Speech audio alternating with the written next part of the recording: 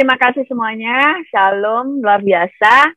Hari ini kita belajar tentang perjanjian. Sebenarnya perjanjian ini saya mau bicara tentang covenant dan sebagainya, tetapi hari ini saya cuma mau ngajar dulu tentang perjanjian lama dan perjanjian baru. Sekali lagi ini bukan khotbah tapi pengajaran, makanya akan banyak ayat-ayat firman. Karena kita belajar Alkitab. Oke, saya langsung aja. Kita belajar tentang perjanjian lama dan perjanjian baru itu kayak apa? Di dalam perjanjian lama, kalau kita baca ya, itu ada hukum di dalam perjanjian lama, dimulai dulu di dalam Keluaran 20 ayat 3 sampai 17 tentang 10 perintah Allah, ya, 10 perintah Allah. Kita nggak membahas yang lain-lain, tapi kita cuma membahas yang ini dulu ya. Kita sudah hafal ya tentang 10 perintah Allah ini. Yang pertama, jangan ada padamu ilah lain di hadapanku. Jangan membuat bagimu patung, jangan sujud menyembah kepadanya.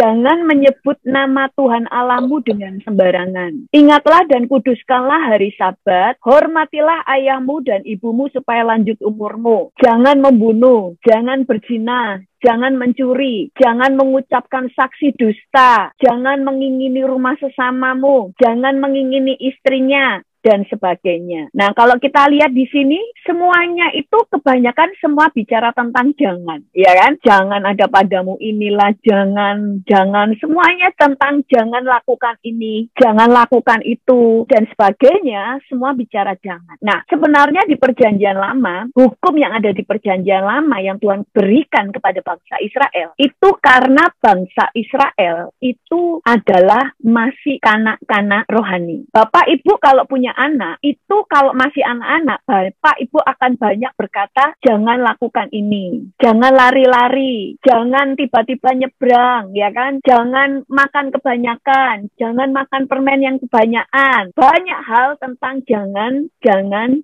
Karena bangsa Israel waktu itu keluar dari Mesir, itu ibaratnya seseorang yang baru mengalami kelahiran baru. Mereka kemudian di padang gurun, itu Tuhan memberikan 10 perintah Allah, di situ mereka diajar jangan ini, jangan itu, dan sebagainya. Nah, kenapa? Kayak itu tadi, karena masih kanak-kanak rohani.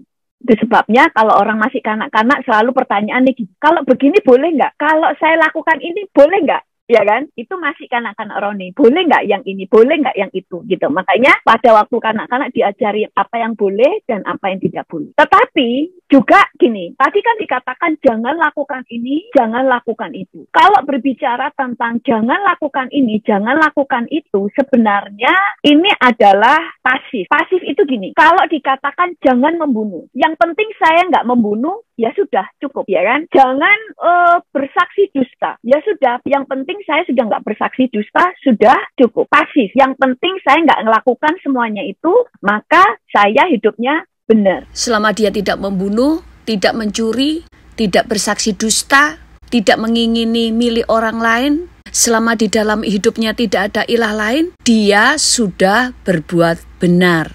Tetapi kalau kita baca di perjanjian baru, hukum-hukumnya itu ditambahkan. Ada hal-hal yang membuat kita menjadi aktif. Kita baca ya. Pertama, di hukum perjanjian baru, itu kita jadi aktif. Di Matius 22, ayat 27-38 berkata begini. Jawab Yesus kepadanya, kasihilah Tuhan Allahmu dengan segenap hatimu dan dengan segenap jiwamu dan dengan segenap akal budimu. Itulah hukum yang terutama dan yang pertama. Dan hukum yang kedua, yang sama dengan hal itu, ialah kasihilah sesamamu manusia seperti dirimu sendiri. Memang di perjanjian lama ini juga ditulis tentang kasihilah Tuhan Allahmu. Nah, tetapi kebanyakan mereka yang mempraktekkan tentang mengasihi Tuhan dengan aktif, itu hanya orang-orang tertentu, makanya mereka dipakai Tuhan luar biasa. Contohnya Musa, ya kan? Kemudian Daud, Abraham, semuanya ini mereka bergerak aktif. Tetapi di perjanjian baru, semua orang dibawa untuk juga bergerak aktif, yaitu melakukan sesuatu. Kemudian di dalam Yohanes 15 ayat 2 berkata, inilah perintahku, yaitu supaya kamu saling mengasihi seperti aku telah mengasihi kamu. Kasih itu aktif, kasih itu bergerak melakukan sesuatu, yaitu berbuat kasih atau berbuat kebenaran. Kemudian di dalam 1 Korintus 6 ayat 12 dikatakan segala sesuatu halal bagiku, tetapi bukan semuanya berguna. Segala sesuatu halal bagiku, tetapi aku tidak membiarkan diriku diperhamba oleh sesuatu apapun. Di perjanjian baru ini adalah kekristenan yang dibawa kepada kedewasaan. Makanya di perjanjian baru dibawa lebih aktif. Kalau saudara mengasihi, pasti saudara mau nggak mau harus aktif. Tidak ada kasih itu yang tidak aktif. Makanya bahasa Indonesia itu tepat sekali. Kasih berarti kan memberikan sesuatu, ngasih sesuatu, ya kan? Kasih. Jadi kasih. Di firman Tuhan tadi dikatakan kasihilah sesamamu seperti aku telah mengasihi kamu. Di perjanjian lama, kasihilah sesamamu seperti dirimu sendiri. Di perjanjian baru, kasihilah nggak cuma mengasihi orang lain seperti dirimu sendiri, tapi seperti Tuhan mengasihi kamu. Nah, kalau di perjanjian baru, makanya kita ini adalah generasi perjanjian baru. Kita ini dipaksa untuk mengerti harus bisa menjadi dewasa. Di perjanjian baru itu dibawa dewasa, makanya firman-nya itu berbeda. Firman dan perintah-perintahnya untuk orang yang dibawa untuk menjadi dewasa. Kasih itu tidak bisa pasif. Misalnya begini, kalau tadi jangan membunuh, jangan mencuri, jangan bersaksi dusta, jangan mengingini. Selama saudara tidak lakukan itu, saudara benar. Tetapi kalau kasih saudara tidak berbuat sesuatu, maka saudara tidak berbuat kebenaran atau saudara bukan pelaku firman. Karena pada waktu menjadi dewasa, kasih itu baru terbukti kalau saudara melakukan sesuatu. Contoh, kalau ada orang di depan saya jatuh, kalau kasih itu saudara harus tahu apa yang harus dilakukan, yaitu menolong, betul? Menolong. Tetapi kalau pasif, saya jangan mencuri, ya saya pokoknya nggak mencuri. Selama saya tidak mencuri, ya saya sudah berbuat benar. Selama saya tidak mengingini milik orang lain, ya saya sudah benar. Karena perjanjian lama, selama engkau tidak melakukan kejahatan, sudah benar. Karena perintahnya adalah pasif. Sama dengan anak-anak kita. Selama kamu nggak lari-lari, nggak ganggu mama, kamu duduk diam, nggak makan permen kebanyakan, kamu sudah berbuat benar, sudah berbuat baik, sudah dapat nilai 100. Tetapi pada waktu dewasa, dia harus berbuat sesuatu. Dia harus bukan diem, bukan pasif, tetapi melakukan sesuatu. Karena kasih itu berbuat sesuatu dan melakukan sesuatu. Nah, tadi di perjanjian lama tidak boleh ini. Tidak boleh itu, betul? Makanya sampai kalau Bapak Ibu baca di perjanjian lama, itu selalu dijelasin begini. Apa yang boleh dimakan, apa yang nggak boleh dimakan, ya kan? Kemudian bahkan diajar caranya buang air besar itu diajar loh di kitab Taurat. Terus mereka juga diajar caranya beribadah, caranya kalau di dalam pernikahan nggak boleh membawa orang lain di tempat tidurnya. Tempat tidur itu kudus hanya untuk suami dan istri dan sebagainya. Diajar apa yang boleh dan apa yang tidak boleh. Tetapi kemudian di perjanjian baru, firman Tuhan katakan semuanya sekarang makanan halal. Betul? Karena sudah dianggap dewasa. Semua makanan halal. Tapi firman Tuhan tadi berkata, segala sesuatu halal bagiku, tetapi bukan semuanya berguna. Segala sesuatu halal bagiku, tetapi aku tidak membiarkan diriku diperhamba oleh apapun. Orang yang dewasa, mereka bergerak aktif. Orang yang dewasa itu tahu mana yang baik, mana yang membangun, mana yang berguna, mana yang menjadi berkat. Sama dengan anak kecil, ini nggak boleh permen kebanyakan loh ya. Harus gosok gigi. Sebelum mandi kakinya dicuci. Iya kan? Semuanya begitu kan? Tapi kalau sudah dewasa, semuanya dia tanya ke ibunya. Mah, boleh nggak saya begini? Berarti dia belum dewasa, umurnya saja yang sudah tua, tapi pikirannya masih kanak-kanak. Pada waktu dewasa, saudara nggak usah disuruh gosok gigi, saudara pasti gosok gigi. Nah, kekristenan membuktikan saudara itu dewasa atau tidak, saudara bisa mengukur sendiri. Orang lain juga bisa mengukur saudara, tetapi saudara bisa mengukur kedewasaan saudara. Pada waktu saudara itu nggak perlu tanya, ini boleh apa nggak boleh. Tapi saudara tahu ini membangun atau tidak. Memang ada hal-hal, misalnya baru Kristen, tentu banyak yang dia tanyakan. Itu harus. Itu sebabnya banyak orang agama lain bingung kenapa Alkitabnya orang Kristen ada perjanjian lama, ada perjanjian baru. Karena perjanjian lama itu mengajar hal-hal untuk orang-orang yang masih belum dewasa. Di perjanjian baru, mereka mulai diajar untuk aktif, dan mereka mulai belajar untuk bisa memilih.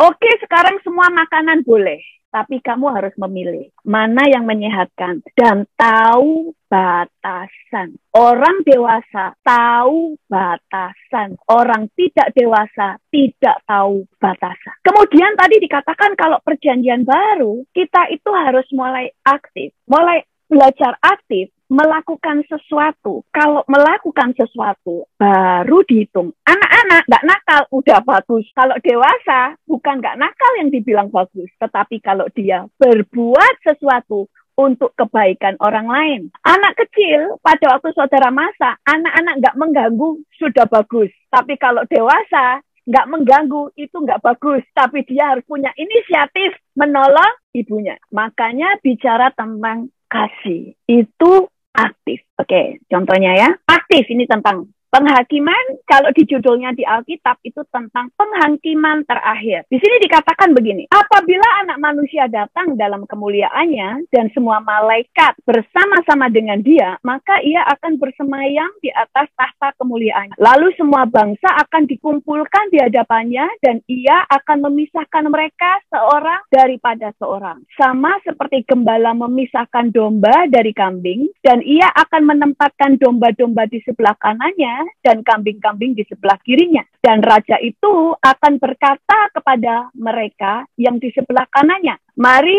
hai kamu yang diberkati oleh Bapakku, terimalah kerajaan yang telah disediakan bagimu sejak dunia dijadikan. Sebab ketika aku lapar, kamu memberi aku makan. Ketika aku haus, kamu memberi aku minum. Ketika aku seorang asing, kamu memberi aku tumpangan. Ketika aku telanjang, kamu memberi aku pakaian. Ketika aku sakit, kamu merawat aku. Ketika aku dalam penjara, kamu mengunjungi aku." Maka orang-orang benar itu akan menjawab dia, katanya, "Tuhan, bila manakah kami melihat engkau lapar dan kami memberi engkau makan? Atau haus dan kami memberi engkau minum? Bila manakah kami melihat engkau sebagai orang asing dan kami memberi engkau tumpangan? Atau telanjang dan kami memberi engkau pakaian? Bila manakah kami melihat engkau sakit atau dalam penjara dan kami mengunjungi engkau?" Dan raja itu akan menjawab mereka, "Aku berkata kepadamu, sesungguhnya segala sesuatu yang kamu lakukan untuk salah seorang dari saudaraku yang paling hina ini, kamu telah melakukannya untuk aku." Oke, nanti ini saya jelaskan. Kita baca lagi kemudian yang di ayat 41 sampai 46. Dikatakan, dan ia akan berkata juga kepada mereka yang di sebelah kirinya, "Enyahlah dari hadapanku, hai kamu orang-orang terkutuk. Enyahlah ke dalam api yang kekal yang telah sedia untuk iblis dan malaikat-malaikatnya. Sebab ketika aku lapar, kamu tidak memberi aku makan. Ketika aku haus, kamu tidak memberi aku minum. Ketika aku seorang asing, kamu tidak memberi aku tumpangan. Ketika aku telanjang, kamu tidak memberi aku pakaian. Ketika aku sakit dan dalam penjara, kamu tidak merawat aku." Lalu mereka pun menjawab dia, katanya, "Tuhan, bila manakah kami melihat engkau lapar dan haus atau sebagai orang asing, atau telanjang, atau sakit, atau dalam penjara dan kami tidak melayani engkau?" Maka ia akan menjawab mereka, "Aku berkata kepadamu, sesungguhnya segala sesuatu yang tidak kamu lakukan untuk salah seorang dari yang paling hina ini, kamu tidak melakukannya juga untuk aku." Dan mereka ini akan masuk ke dalam tempat siksaan yang kekal, tetapi orang benar ke dalam hidup yang kekal. Nah, di sini tadi menjelaskan begini. Yang pertama tadi adalah orang-orang yang di sebelah kanannya, disebut domba-domba.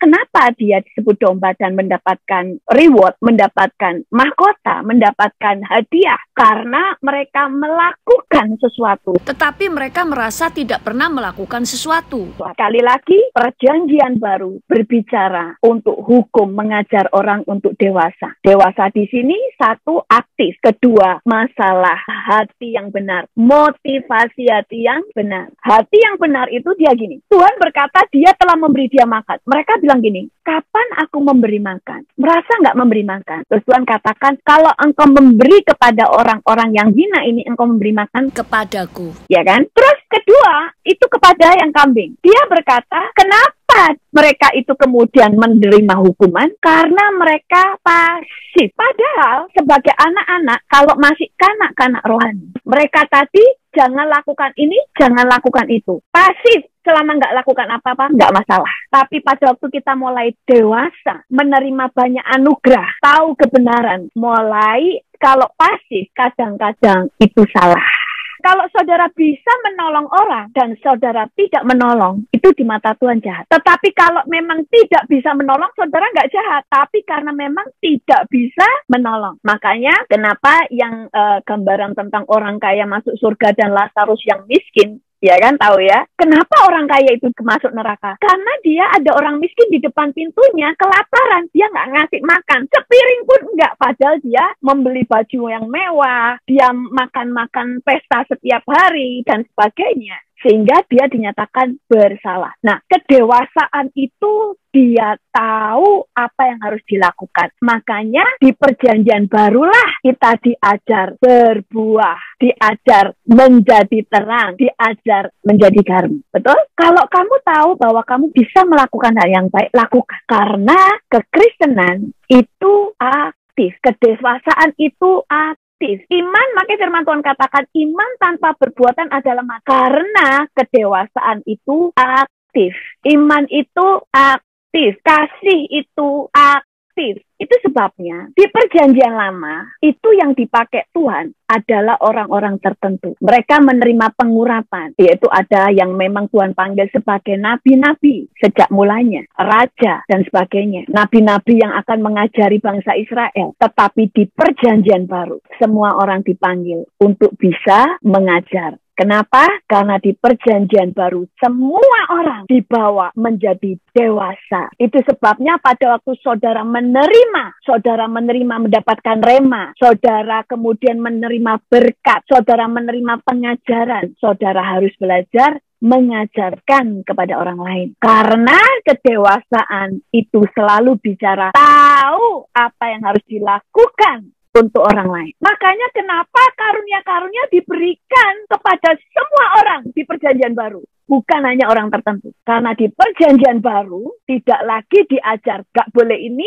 gak boleh itu. Tetapi apa yang kamu harus lakukan. Lakukan ini, lakukan itu. Bukan jangan ini, jangan itu. Karena orang dewasa harus sudah tahu mana yang boleh dan tidak. Dan yang perlu difokuskan adalah apa yang harus aku lakukan. Makanya kita diajar memperkatakan perkataan yang positif, memperkatakan kata-kata yang mengubah, perkataan yang menguatkan, mulai mendoakan orang sakit, mulai melayani pelepasan dan sebagainya, mulai mengasihi, mulai membagikan hal-hal yang saudara diberkati, saudara share kepada orang lain. Itu makanya karunia-karunia diberikan di perjanjian baru. Karena kita semuanya dibawa, kita dianggap bisa dipercaya oleh Tuhan untuk berbuat sesuatu. Makanya menjadi orang yang dibawa dewasa, jangan cuma menjadi pasif. Makanya kalau di perjanjian baru, kalau saudara berkata, saya nggak pernah bertengkar sama orang,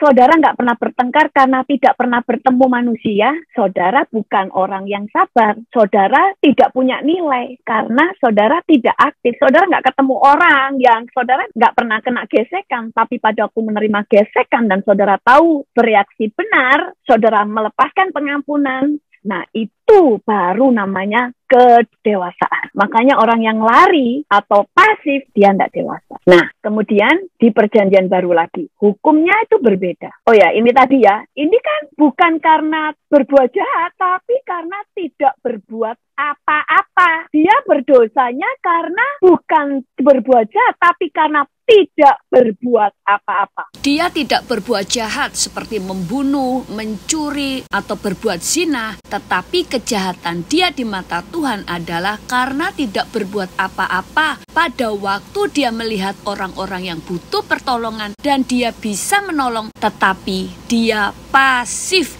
yaitu tidak berbuat apa-apa. Tidak berbuat apa-apa. Itu berarti hatinya jahat. Maksudnya nggak sampai jahat ya. Ada yang karena hati jahat, tapi ada hati yang tidak punya empati dengan orang. Makanya selalu bicara di Perjanjian Baru. Itu kita diajar masalah hati. Makanya bicara kasih. Hati itu bicara tentang itu tadi. Peka melihat kebutuhan orang lain.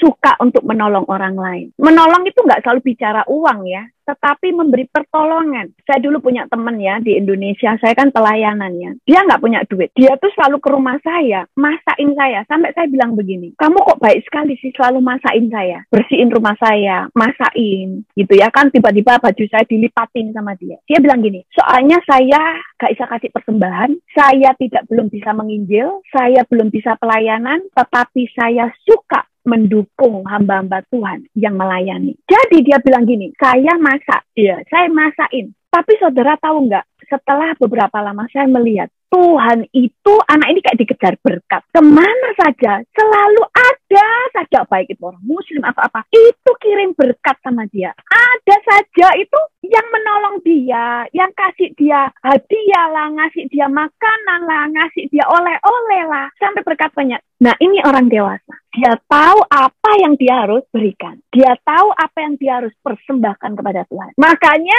kalau di Perjanjian Lama selalu bicara kalau nggak melakukan ini berdosa, kalau melakukan ini tidak berdosa. Tapi di Perjanjian Baru bukan lagi masalah ini dosa apa nggak dosa, tapi berbicara tentang motivasi hatimu. Makanya banyak orang yang tanya, perpuluhan kalau nggak perpuluhan berdosa apa enggak? Sebenarnya Tuhan itu tidak berbicara perpuluhan itu kalau nggak perpuluhan dosa apa enggak. Saudara nggak perpuluhan nggak dikutuk, tetapi masalah hatimu kepada Tuhan. Karena kalau masalah saudara melakukan segala sesuatu karena itu harus, dan kalau nggak melakukan itu nanti berdosa, saudara melakukan karena takut berdosa. Tapi kalau saudara melakukan, ini nggak dosa kalau nggak melakukan, dan kalau melakukan juga bukan perintah seperti Abraham. Abraham itu waktu diberkati Tuhan, dia langsung ngomong ini, 1/10 tak kasih Tuhan, bukan karena perintah. Di situ Tuhan itu di Perjanjian Baru selalu bicara Tuhan melihat hati. Sekali lagi saya ini nggak terima perpuluhan. Jadi kalau saya ngomong perpuluhan, jangan merasa,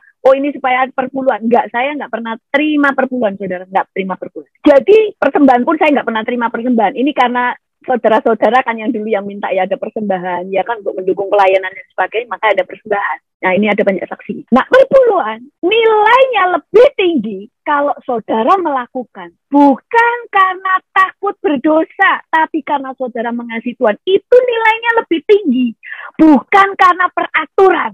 Sama dengan saudara, anak saudara anaknya itu kalau nggak bantu orang tua nggak berdosa, tapi kalau dia tiba-tiba membantu kita, itu berarti anak ini punya hati yang baik, dewasa. Sama dengan kita tadi, Paulus makanya berkata, segala sesuatu halal bagiku, tapi nggak semuanya berguna. Bahkan dia ngomong, kalau makanan yang dipersembahkan kepada berhala, ini boleh dimakan. Tapi kalau itu menjadi sandungan buat orang-orang yang belum dewasa rohani, lebih baik aku nggak makan. Nah ini orang dewasa. Dia sebenarnya bisa makan dan tidak berdosa, tetapi karena dia lihat ini bisa jadi sandungan, lebih baik saya nggak lakukan. Ini kedewasaan. Jadi nilai kita sebagai orang-orang Perjanjian Baru harus lebih dewasa. Segala sesuatu dilakukan untuk memuliakan Tuhan. Sama dengan hamba Tuhan. Misalnya ada hamba Tuhan tiba-tiba semir kuning atau ungu. Loh, nggak berdosa loh. Tetapi kalau semir ungu, kalau di Indonesia, orang-orang langsung, ini pendeta kok begitu ya? Ya tanggalkan itu, nggak usah aneh-aneh. Walaupun nggak berdosa, itu dewasa. Tapi kalau jemaat boleh nggak? Boleh, ya kan? Boleh saja. Kan semua orang tuntutannya berbeda. Tapi kalau kemudian mereka itu di Amerika, orang pendetanya tatoan. Loh, mereka tatoan kan nggak dosa. Dan di Amerika kalau tatoan juga nggak jadi sandungan. Beda kalau di Indonesia mungkin jadi sandungan. Kecuali tatonya sudah dari dulu. Ngerti ya? Saya, orang ini nggak mau tatoan sebagai hamba Tuhan. Karena pelayanannya di Indonesia jadi sandungan nanti. lebih baik tidak. Oh, pelayanan ke desa-desa nih, punya mobilnya mobil Mercy, tapi pelayanan ke desa bisa jadi sandungan. Kalau gitu jangan pakai Mercy, pakai yang lain. Ngerti ya sampai itu? Itu kedewasaan. Makanya di perjanjian baru Tuhan selalu bicara masalah hati, perbuatan nomor 2. Karena kalau cuma perbuatan bisa menipu, bisa munafik. Tuhan selalu bicara masalah motivasi hati. Makanannya masalah persembahan, masalah perpuluhan.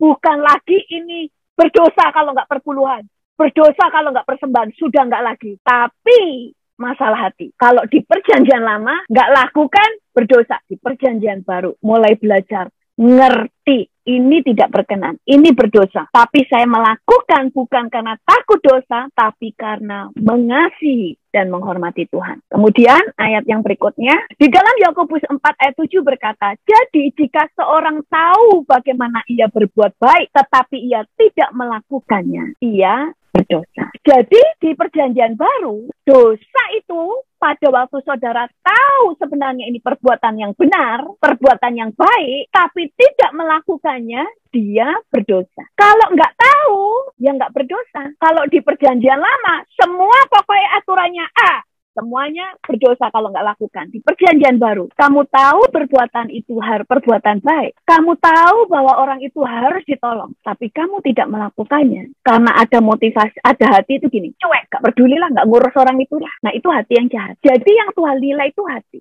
Hati ini jahat. Saudara nggak bisa menolong karena memang nggak berdaya untuk bisa menolong. Makanya hukumnya itu nggak cuma gini. Pokoknya nggak nolong, dosa. Enggak. Misalnya ada orang berantem. Orang hitam toh, ada orang dipukulin. Saya tahu saya harus menolong, tapi saya nggak bisa nolong. Saya kecil, itu orangnya gede-gede. Saya yang dipukuli, saya mati juga. Saya lari, saya nggak dosa, tapi saya harus minta pertolongan. Saya telepon dan sebagainya. Mati sampai sini ya. Karena masalah hati. Makanya 1 dan 2 orang bisa, yang satu dinilai Tuhan jahat apa enggak? Karena Tuhan menyelidiki hati. Selalu bicara tentang motivasi hati. Kayak tadi tentang perceraian. Loh kan katanya kalau dianiaya boleh cerai. Tuhan yang bisa menilai hati.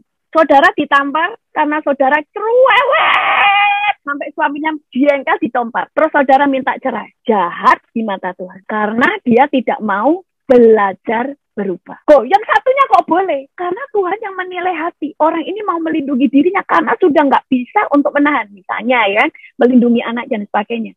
Jadi makanya kita nggak bisa menghakimi orang dengan kacamata kita sendiri. Nah, kemudian ayatnya lagi. Matius 10 ayat 8 dikatakan, sembuhkanlah orang sakit, bangkitkanlah orang mati, tahirkan orang kusta, usirlah setan-setan. Kamu telah memperolehnya dengan cuma-cuma. Karena itu berikan pula dengan cuma-cuma. Kenapa di perjanjian baru itu selalu Tuhan memberikan perintah untuk melakukan sesuatu, bukan perintah untuk tidak melakukan sesuatu. Karena sekali lagi, dewasa selalu dibawa untuk melakukan sesuatu. Makanya Tuhan itu paling senang dengan orang-orang yang mengejar karunia. Bukan untuk kebanggaan, tetapi ada kerinduan untuk bisa menolong orang lain. Wah, ada orang kerasukan setan. Bisa, nggak bisa dilayani. Walaupun saudara mungkin nggak pengalaman, tapi Tuhan akan membuat saudara diberi karunia itu. Makanya kita kapan hari kan belajar. Karunia itu harus diaktifkan. Kita harus belajar melakukan.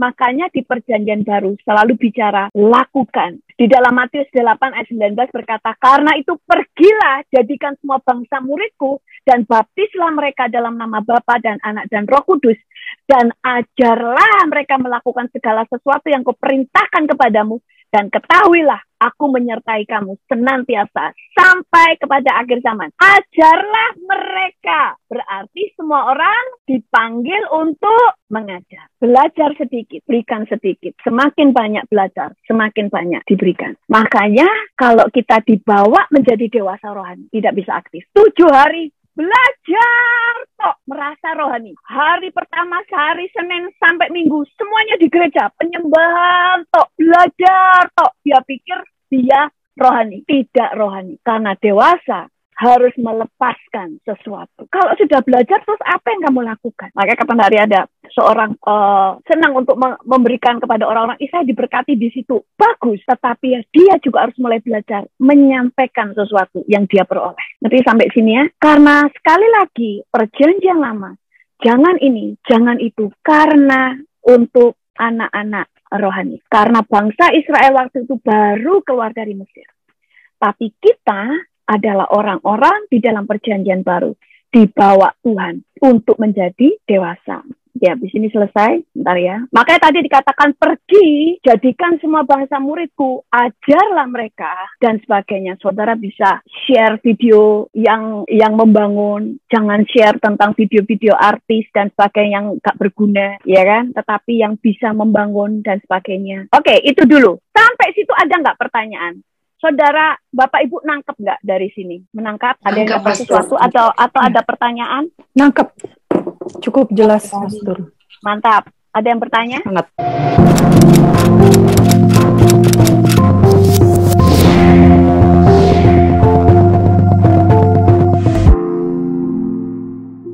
Jangan lupa subscribe.